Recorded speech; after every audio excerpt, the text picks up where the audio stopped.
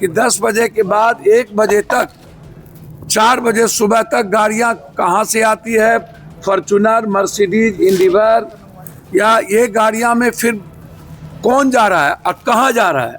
9 बजे के बाद बच्चे बच्चियां कहां निकलती हैं।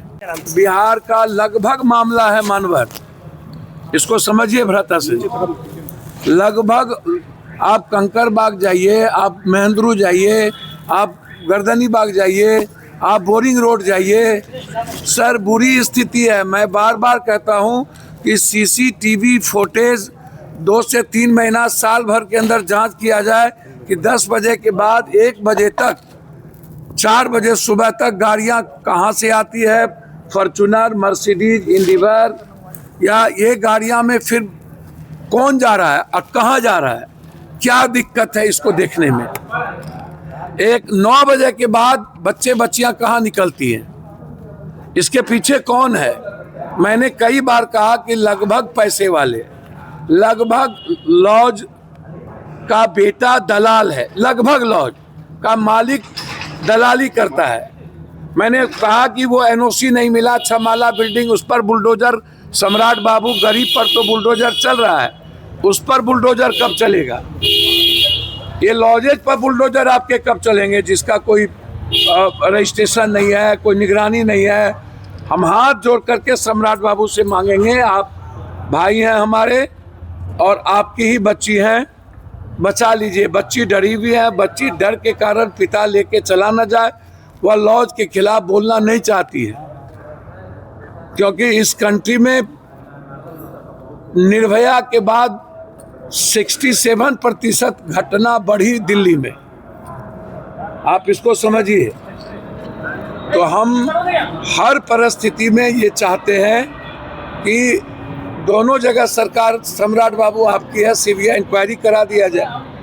और जो औरंगाबाद की बेटी और परफेक्ट हॉस्टल में जो उसी दिन आत्महत्या किया गया, आप कह रहे हैं आत्महत्या कर लिया, बच्ची आत्महत्या क्यों कर रही है। 2 लड़के कैसे घुस गए पप्पू जी हॉस्टल में। मैं वही बात तो कह रहा हूं कि इस हॉस्टल में 2 लड़के आना, कौन है वो 2 लड़के। मैं धन्यवाद दूंगा आपको और सारे चैनल को। मैं सरकार से पूछना चाहता हूं, पीएमसीएच पर आपका भरोसा क्यों उठ गया। 5,000 करोड़ रुपया लगा करके पीएमसीएच से भरोसा उठ गया। सारी चीजें उसमें है कि कोर्स हुआ, प्राइवेट पार्ट पर सूजन है, आपने उसको डिफाइन किया है कि प्रेशराइज किया गया है, जबरदस्ती करने का प्रयास हुआ है। आप ही लोग कह रहे हैं, हम तो कुछ नहीं बोल रहे हैं। हम तो सिर्फ इतना कह रहे हैं कि ना तो आप थाना प्रभारी को सस्पेंड कर रहे हैं, ना रिमांड ले रहे हैं, ना कपड़े का पता है, ना आप अस्पताल, वो हार्ट अस्पताल था वहां क्यों ले गए, राजश्री हॉस्पिटल में क्यों नहीं ले गए, कपड़े माँ बाप को क्यों नहीं दिए, कभी कुछ कभी कुछ कभी कुछ कभी कुछ। पप्पू जी, कल हॉस्टल के बाहर जो एसएचओ रोशनी है वो बिना नंबर प्लेट वाली गाड़ी मैंने देखा पूरी मिटाने की कोशिश हो रही है। अभी तक उनको रिमांड पर नहीं लेना, हॉस्पिटल के खिलाफ कार्रवाई नहीं करना, हॉस्टल पर बैन नहीं लगाना, रजिस्ट्रेशन वाले हॉस्टल पर प्रक्रिया नहीं करना। पीएमसीएच के पोस्टमार्टम रिपोर्ट 12 तारीख को आ गया, उसके बाद लाठीचार्ज करना, फिर कार्रवाई करना, 13 को भी उसी बात को दोहराना, 9 तारीख तक एफआईआर ना होना, 6 तारीख को वर्जन नहीं लेना थाना प्रभारी के द्वारा। जब आप बच्ची को प्रभात ले गए उतना दूर, तो फिर बच्ची से आपने फर्द बयान क्यों नहीं लिया। वो तो खुद अपने ड्राइवर को भेजी थी डीवीआर लेने के लिए। भैया मैंने वही कहा, बच्ची से फर्द बयान क्यों नहीं लिया। तो प्रेमा फेसी में तो साफ दिखता है थाना प्रभारी इसमें इन्वॉल्व है, तो आपको सस्पेंड करने में क्या दिक्कत। और इतने बड़े हीनियस क्राइम में आप जो 12,000 की नौकरी करता था 100 करोड़ का हो गया, और 22 19 हॉस्टल है।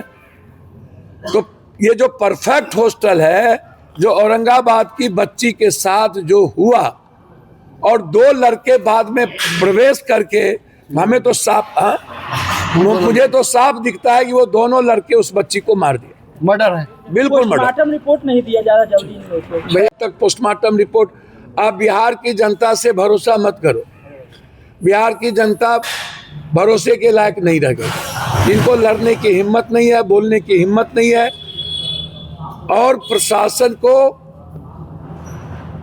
कोई बेटी से, कोई माँ से कोई मतलब नहीं, क्योंकि इसमें प्रशासन, नेता और माफिया, जैसे थाना, हॉस्टल और हॉस्पिटल, ये तीनों का नेक्सस है हमारी बेटी जहानाबाद के निर्भया को लेके। यहाँ की बेटी निर्भया को लेकर भी नेक्सस है।